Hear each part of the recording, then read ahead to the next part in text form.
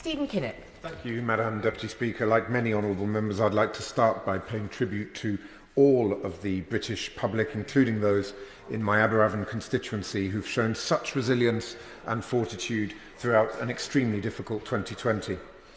Madam Deputy Speaker, these new restrictions are of course for the people of England, but the economic package accompanying them will of course have a significant effect on Wales and on my Aberavon constituents.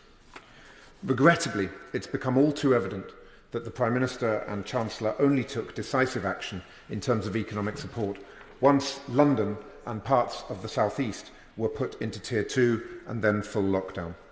When we in Wales went into our firebreaker, the UK government refused to extend furlough. When the north of England went into Tier 3, the government refused to extend furlough. Now, with new restrictions affecting the South East, the money suddenly appears, as if by magic. Madam Deputy Speaker, furlough must be fair for all. It's as simple as that. During his successful general election campaign, the Prime Minister promised to level up the UK. In reality, the very opposite has happened. This virus has turned the gap between the South East and the rest of the UK into a chasm. We now need a clear and specific plan that states what levelling up is actually supposed to mean in practice. And this plan must have our steel industry at its heart. A focus on steel would deliver three interlinked benefits.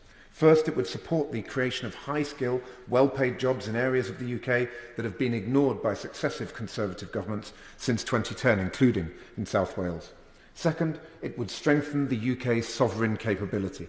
One of the most important lessons of the pandemic is that we are far too dependent on supply chains from other countries, and increasingly those countries are run by authoritarian governments who are not our natural allies. And third, it would enable our transition to net zero, backing the industries of the future, but also greening current industries. Yet by failing to provide the UK's largest steelmaker and the employer of 4,000 steel workers in my constituency with the emergency loans during the pandemic to plug the cash flow gap caused by the fall in demand, the government has once again chosen to sit on its hands.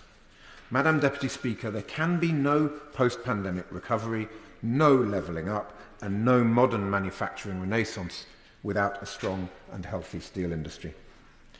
If I could just end by saying a few words on test, track and trace.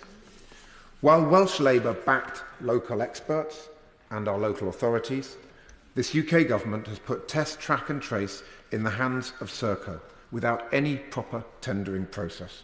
Serco won huge contracts to the tune of £500 million and, through no fault of the vast majority of their employees, I might add, utterly failed our country at this time of need.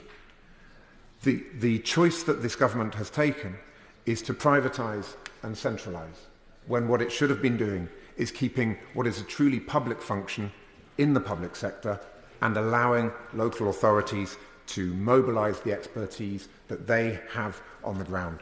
So I hope that this UK government will look to Cardiff Bay, will look to the Welsh government, will learn the lessons of test and trace and take this 4-week lockdown as an opportunity to fix the system and to learn from the way in which the Welsh government has done it. Thank you, Madam.